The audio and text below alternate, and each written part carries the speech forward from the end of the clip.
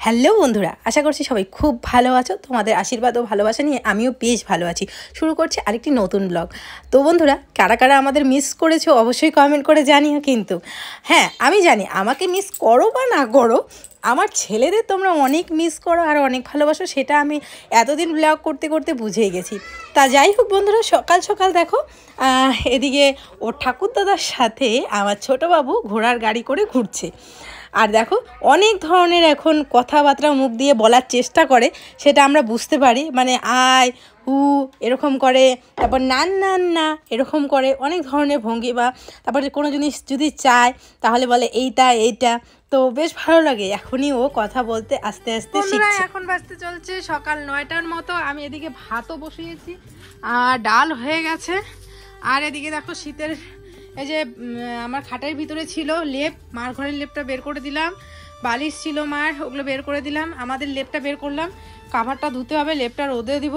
আর ওইদিকে দেখো ভাত বসিয়েছি, ভাত ফুটছে, ডাল সেদ্ধ হয়ে গেছে। আর দেখো কত নোংরা বেরিয়েছে, এগুলো সব ছিল ইসের ভিতরে, কি বলে দেখো কত পুতুল। তোমাদের দাদাভাই এগুলো কি কি নিয়ে বসছে। এই আমার মেয়েবেলার ছবি আছে এটাতে, ফেলে না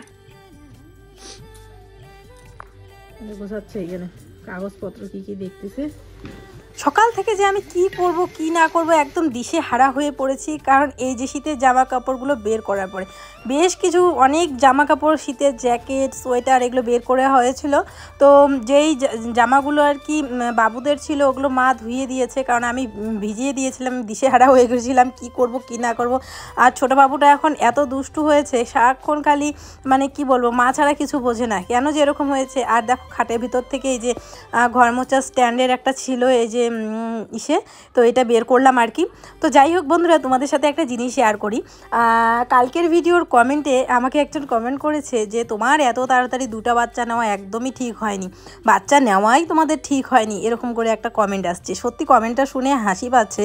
আমার বিয়ের 3 বছর না 3 বছরও সরি ভুল, 4 বছর 5 বছরের মাথায় আমার বড় বাবু হয়েছে। আমি যে কত ঠাকুরের কাছে প্রার্থনা করেছি যে ঠাকুর আমাকে একটা বেবি দাও, আমাকে একটা বেবি দাও। কারণ আমাদের গ্রামে বিয়ের পর 1 বছর পরেই, যখন 1 বছর এই পার হয়ে যায়, তখনই সবার একটা শুরু হয়ে যায় যে এখনও কেন বাচ্চা নিচ্ছ না, এখনও কেন বাচ্চা নিচ্ছ না। গ্রামের কথা বলছি, ঠিক আছে।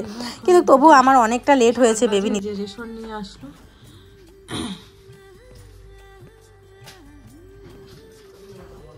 তো তারপরে যখন আমি যখন কনসিভ করলাম, আমি যে এত খুশি হয়েছি, আমি শুধু না, আমার পরিবারের প্রত্যেকটা সদস্য এত খুশি হয়েছিল প্রথম যখন জানতে পারলো যে আমি মা হতে চলেছি। তারপরে তো মানে কি বলবো, প্রথম বেবির সময় সত্যি কথা বলতে সবারই একটা অন্যরকম আশা, অন্যরকম ফিলিংস, অন্যরকম সমস্ত কিছু এই জন্যই থাকে, কারণ সেটা প্রথম। আর তার থেকেও বড় কথা হচ্ছে কি বলো তো, প্রথম মা ডাক শোনা, প্রথম আমাদের বাড়িতে একটা বাচ্চা আসবে, এটার একটা খুশি অন্যরকম, অন্য আলাদা একটা, এটা ভাষায় প্রকাশ করার মতো না। তারপরে যখন মিতাংশ হলো, আমাদের বংশের প্রত্যেক দাদা আমার যতগুলো ভাসুর আছে সবারই হচ্ছে মেয়ে বাচ্চা। আমি তাই বলছি না যে মেয়ে বাচ্চা নেওয়া ঠিক না বা ভালো না, এই সমস্ত কিছুই বলছি না। কারণ আমার নিজেরও পার্সোনালি আমি এত মেয়ে পছন্দ করি, তোমরা যারা আমার ব্লগ দেখো সবাই জানো, আমার প্রথম বেবিটাই আমি চেয়েছিলাম ঠাকুর আমার যাতে মেয়ে হয়। মানে মেয়ে আমার খুব পছন্দ, কারণ আমার মার জায়গাটা আমি পরিপূর্ণতা চেয়েছিলাম মেয়েকে দিয়ে। তো যাই হোক, ভগবান যেটা কপালে লিখেছে সেটা বলে লাভ নেই। তো যাই হোক, যেটা বলছিলাম যে তারপরে যখন আমার ছেলে হলো, আমার জ্যাঠা শ্বশুর মশাই এত খুশি হয়েছিল মা বলে বোঝাতে পারবো না। কারণ উনি মানে এত আনন্দ হয়েছিল। যত শীতের জামা কাপড় ছিল সব ধুয়ে দিয়েছে, শুধু পুচকুর ভাইয়ের সব জামা কাপড় ধুয়ে দেওয়া হয়েছে। আর এদিকে আমাদের ক্ষেতের মধ্যে ভীম গাড়া হয়েছে। অনেকে আবার আমাকে কমেন্ট করে বলছে ভীমটা কি মিতু, তুমি যে ভীম বলছো, ভীমটা কি অ্যাকচুয়ালি। তো আমাদের এইখানে চলিত ভাষায় ভীম বলে, আসলে বিনস যেটা হয় আর কি, গাজর বিনস, বোঝাতে পেরেছি। ওই বিনস গাড়া হয়েছে এখানে, এক সাইডে বিনস গাড়া হয়েছে, রসুন গাড়া হয়েছে, বেশিরভাগ পুরো ক্ষেতটাই বিনস গাড়া হয়েছে। মানে এখান থেকে পুরো একদম শেষ প্রান্ত অবধি কিন্তু বিনস গাড়া হয়েছে। আর বাকি এদিক থেকে এতটুকুর মধ্যে 3-4 পাট আর কি রসুন গাড়া হয়েছে। তারপরে আর রসুন, তার সাথে কি জানি কি জানি আরও গাড়লো, ঠিক মনে পড়ছে না। ধনিয়া গেড়েছে, রসুন গেড়েছে, আর জানি কি গেড়েছে, আমার ঠিক মনে পড়ছে না এখন। যদি মনে পড়ে তখন বলবো এখন তোমাদের। আর শাক এবছর সেরকম ফেলানো হয়নি, কারণ জায়গার অভাব, কারণ বেশিরভাগটাই বিনস করা হয়েছে সেই জন্য, মানে আবার বিনস বলছি, দেখছো, বিনস করা হয়েছে সেই জন্য। তো যাই হোক, আজ বেশিরভাগ কাপড় চোপড়ই কিন্তু মা ধুয়ে দিয়েছে, কারণ আমার পায়ের অবস্থা খুব খারাপ একে তো, দ্বিতীয়ত আমি ওদিকে রান্নাবান্নায় ব্যস্ত ছিলাম, 2 ছেলেকে দেখছিলাম, তখন মা ধুয়ে দিয়েছে। বড় যেগুলো জামা কাপড়, যেরকম লেপের কাভার, আর একটা ব্ল্যাঙ্কেটের কাভার, চাদর, বিছানার চাদর, আমার চাদর, ওগুলো আমার জিনিস, এই সমস্ত কিছু ধুয়ে দিয়েছি। পুচকুদের মানে ছেলেদের জামা কাপড়গুলো মা ধুয়ে দিয়েছে। আজকে কাজ বলতে সেরকম কোনো কাজই আমি করিনি, শুধুমাত্র রান্নাটা করেছি। আর রান্না করেছি, 2 ছেলেকে স্নান ধান করিয়ে খাওয়া দাওয়া করেছি, এই বাকি এই কাপড় জামা কাপড় ধোয়া এগুলো আমি কিছুই করিনি। আর তো যাই হোক, এদিকে এই জামা কাপড়গুলো দেখো শুকিয়ে গেছে, এগুলো কালকের জামা কাপড়, এগুলো বাড়ির রোদে শুকিয়ে যায়। আর আজকে যেই জামা কাপড়গুলো ধুয়ে দিচ্ছে আর কি, সেগুলো বাড়ির রোদে শুকাবে না, ওগুলোকে ওই বাইরে রোদে দিলে তাহলে শুকাবে। আর এই জামা কাপড়গুলো শুকিয়ে গেছে, তো জামা কাপড় ধুইনি, তার জন্য মনে হচ্ছে কি যেন করিনি, মানে প্রতিদিনের পাঠ হয়ে গেছে না একটা জামা কাপড় ধোয়া।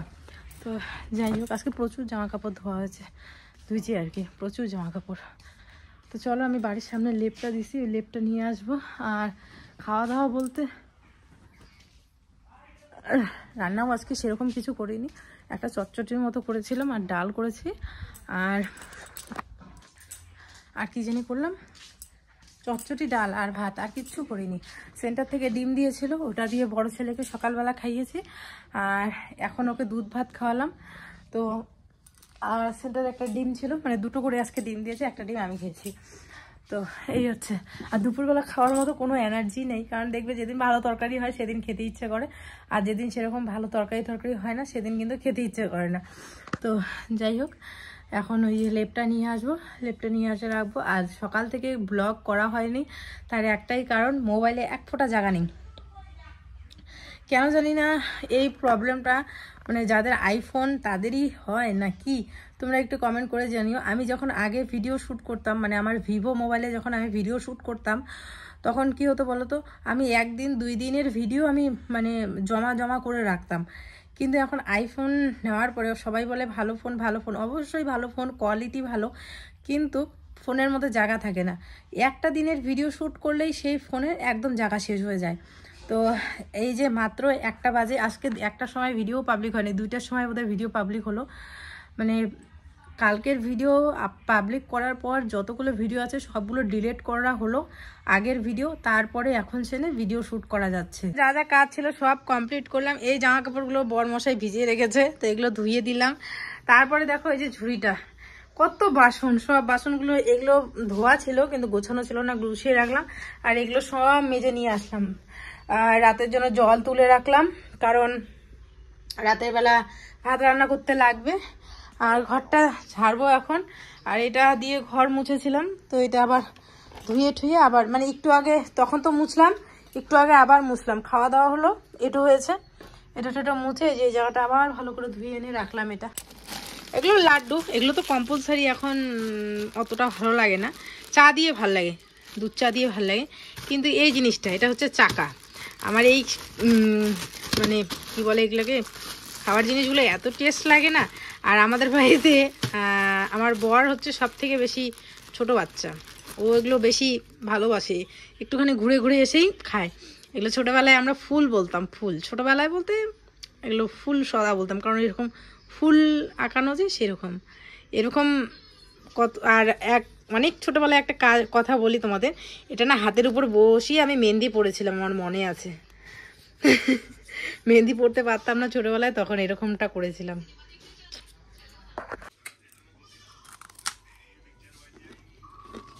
এগুলোকে আমাদের এখানে চাকা বলে।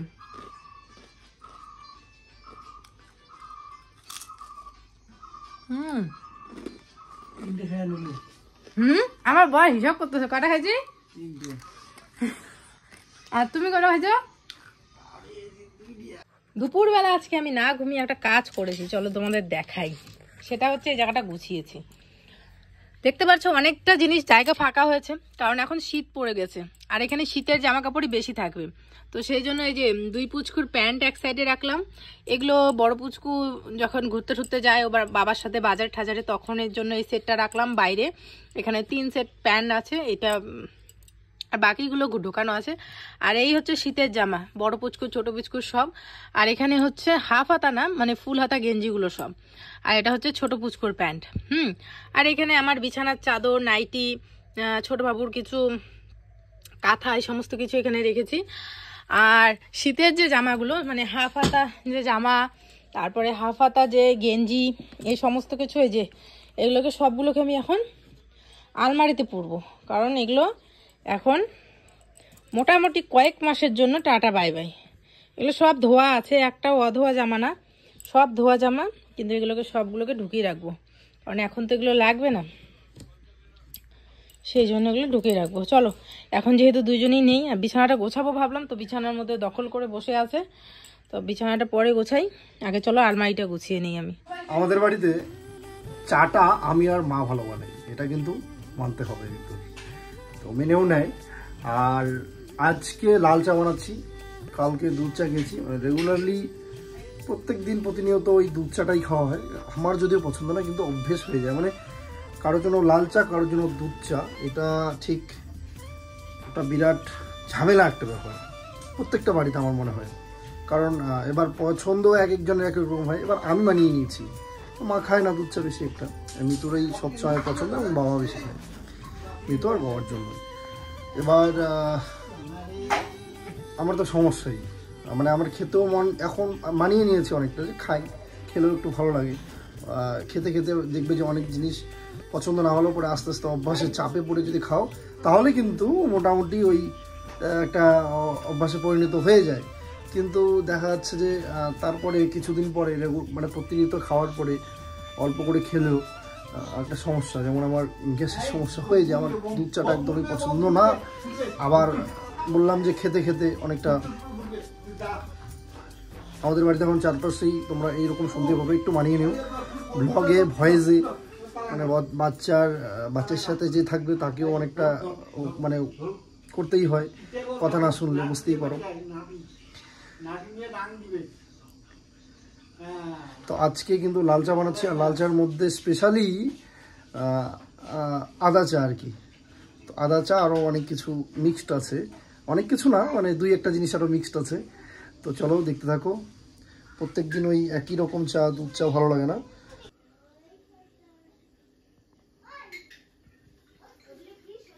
কি হচ্ছে, পাকামো হচ্ছে ধূপকাঠি হাতে নিয়ে? হ্যাঁ, হাতে লাগুক, আগুনটা লাগুক, তখন টেকটা পাবি। যা ওইদিকে রেখে দাও, যা বলছি। তোমার ভাইকে আমি মারি নাই, তোমার ভাইকে আমি মারি নাই, আমি মারি নাই তোমার ভাইকে, আমি মারি নাই তোমার ভাইকে, না আমি মারি নাই।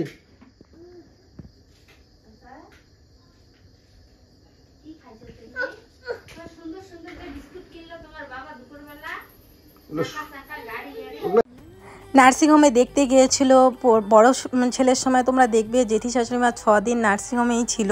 তারপরে নার্সিংহোমে সবাই দেখতে গিয়েছিল, ছোট বাবুর সময়ও কিন্তু আমার জ্যাঠা শ্বশুরমশাই দেখতে গিয়েছিল। মানে মানে প্রত্যেকজনের সময়, মানে আমার 2 ছেলের সময় কিন্তু সবাই দেখতে গিয়েছিল, আর সবাই খুব খুশি হয়েছিল।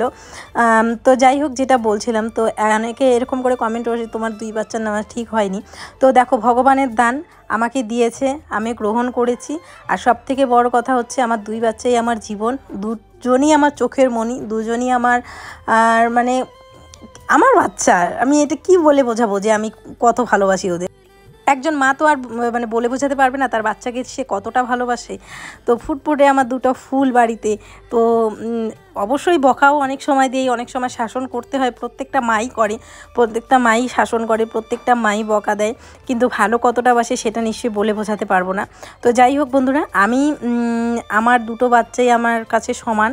আর তোমরা যারা বলছো নেওয়া ঠিক হয়নি, আমি নিয়েছি, কষ্ট হচ্ছে, অবশ্যই কষ্ট হচ্ছে, কিন্তু সেই কষ্টটা কষ্ট মনে হয় না যখন ওদের মুখের দিকে এরকম সুন্দর একটা হাসি দেখি, যখন বড় ছেলে আমাকে মা মা করে ডাকে, ছোটো ছেলে আমাকে যখন মা মা করে ডাকে, তখন আমার এই কষ্টগুলো একদমই মনে হয় না। তো যাই হোক, পরের দিনের সকালে তোমাদের সাথে ব্লগগুলো শেয়ার করছি। এদিকে দেখো বাড়ির পেছনে অনেক জামা কাপড়গুলো রোদ্রে দিয়েছে মা। আর এদিকে দেখো জেঠিমাদের জাঙের মধ্যে কত সুন্দর পুঁই শাক হয়েছে, তারপর মিষ্টি কুমড়া শাক হয়েছে, অনেক ধরনের শাক হয়েছে। আর পুঁই শাক ভালো লাগে আমার, কিন্তু ওই যে শরীর ব্যথা হয় অনেকেই বলে, আর সত্যি এটা রেজাল্টও পেয়েছি। যেদিন করে আমি পুঁই শাক খেয়েছি সেদিন করে কোমরের ব্যথায় আমি থাকতে পারিনি, তো সেই জন্য পুঁই শাকটা আমার ভালো লাগলেও আমি এখন মিষ্টি কুমড়া টোস্ট কুমড়া দিয়ে অতটা খাই না। তো এই যে দেখো কালকে যে জামা কাপড়গুলো ধোয়া হয়েছিল সেগুলো তো আর মানে সবগুলো শুকায়নি। বাবা বিমস লাগিয়েছে, অন্য কিছু চাষ করা হবে না। আগের বারের বছরগুলোতে তোমরা যেমনটা দেখেছিলে যে কিছু পার্ট করে আমরা আলাদা আলাদা পার্ট করে রসুন, পেঁয়াজ, আলু, সব কিছু শাক সবজি করতাম, ফুলকপি, বাঁধাকপি। এখন আর সেরকম করব না, কারণ আসলে খাওয়াটাই হয় আর কিছু হয় না। মানে বাজারে গিয়ে যে কিছু অর্থ উপার্জন সেটা হয় না। তো আমরা এইটুক জমির মধ্যেও যদি একটু শাক সবজি করি তাহলেও কিন্তু কিছু বাজার থেকে অর্থ লাভ হতে পারে, আর চান্স আছে। আর যাই হোক, এখানে ট্র্যাক্টর দিয়ে চাষ করানো হয়েছে, তারপরে হচ্ছে বিমস লাগানো হয়েছে। খুবই অল্প পরিমাণে জমিটা, কিন্তু ঠিকভাবে করলে একটু হলেও আর্থিক দিক দিয়ে অনেকটা সেফ হবে। যাই হোক, তারপরে এইদিকে দেখো সকালে কত দুই ছেলের আমার জামা কাপড়। এই জামা কাপড়গুলো শেয়ার করার তোমাদের সাথে একটা অন্যতম কারণ আছে। সকাল সকাল তোমাদেরকে একটু খারাপ লাগবে, কিন্তু কিছু করার নেই, আমি বলতে বাধ্যই হচ্ছি। দেখো প্রচুর জামা কাপড় শীতে, আর তার মধ্যে হচ্ছে যে একদম ওই প্রান্ত থেকে এই প্রান্ত, তার মধ্যেও কালকে রাতে মিতাংশ বড় ছেলে কিন্তু পটি করেছে বেডের মধ্যেই, আর যার জন্য একটু বেশি আজকে দেখতে পাচ্ছ একদম পুরো এই টাটটা পুরো ভর্তি, একদম ওই মাথা থেকে এই মাথা। আর তোমাদের কিছু কিছু কমেন্টের জন্য আমাদের বাড়িতে যে মানে স্পেশালি সোশ্যাল মিডিয়াতে দোষ আমাদেরও, আমি বলবো না। এবার মা কিন্তু আমাকে বললো যে আমি যে কাজগুলো করলাম সেগুলো দেখিয়ে আয়, কারণ আমি যে কাজগুলো করা হয় আমি যে কাজগুলো করি সেগুলো দেখানো হয় না। এই জামা কাপড়গুলো মা শুকোতে দিয়েছে এবং কিছু জামা কাপড় হয়তো বা ধুয়েও দিয়েছে। এবার আমাকে বললো যে এগুলো দেখিয়ে আয়, যেগুলো আমি করলাম। এটা মার বক্তব্য। এবার মার বক্তব্যটা কেন আসলো বলো তো? কারণ তোমরা কমেন্ট করে একজন বউকে সাপোর্ট করো তো একজন মাকে সাপোর্ট করো না, বিষয়টা এরকম। এবার সেই ক্ষেত্রে যে তোমাদের দোষ ভুল সেটাও আমি বলবো না, আমাদেরও দোষ ভুল। আমরা যেমনভাবে দেখাই বা আমরা যেভাবে প্রেজেন্ট করি সেভাবেই তোমাদের কাছে লাগে, কিন্তু ওই তারই পরিপ্রেক্ষিতে এইসব কমেন্ট আসে। আর কমেন্টের আমাদের বাড়িতে যে জানোই সবসময় সবার হাতে মোবাইল, সারাক্ষণ মোবাইল নিয়ে সবাই ব্যস্ত, কমেন্ট ভিডিও নিয়ে। অন্য বাড়িতে তো তোমাদেরকে বলেছি যে হয় কিনা জানি না, কিন্তু আমাদের বাড়িতে এটা হয়। এবার একটা কমেন্ট খারাপ আসলে সেটাকে নিয়ে অনেক রকম চর্চা হয় আমাদের বাড়িতে। তো খারাপ কমেন্ট দেখো আমাদেরও আসে, আমার নামেও আসে, আমি কিছু বলি না, মিতুর নামেও আসে, কিন্তু যখন ওদের নামে একটা কিছু আসে সেটা তখন মন ভারী করে রাখা, মুখ ভারী করে রাখা, সেটা স্বাভাবিক, বয়স্ক মানুষ নিতে পারে না সোশ্যাল মিডিয়ার এই চাপগুলো। তো এখন কি আর করার। যাই হোক, তোমাদের হয়তো খারাপ লাগলো, কিন্তু যে কথাগুলো বললাম এগুলো বাস্তব, কিছু করার নেই। যেহেতু ডেইলি ব্লগ করি, অনেক কিছু দেখাতেও হয়, দেখাতে গিয়ে অনেককে খারাপ অনেককে ভালো এরকমটাও হয়, আমরা চাই না কিন্তু হয়ে যায়। তার পরিপ্রেক্ষিতে তোমরাও ওরকম কমেন্ট করো, তোমাদের চোখে ওই জিনিসটাই যেরকম হচ্ছে সেরকমটাই হয়তো বা মানে ভেসে ওঠে, তার রিয়াকশান হিসেবে তোমরা কমেন্ট করো। তো এটা কি বলবো আর কি, এটা হবেই। কিন্তু সমস্যা হচ্ছে আমাদের বাড়িতে রিয়াক্টটা বেশি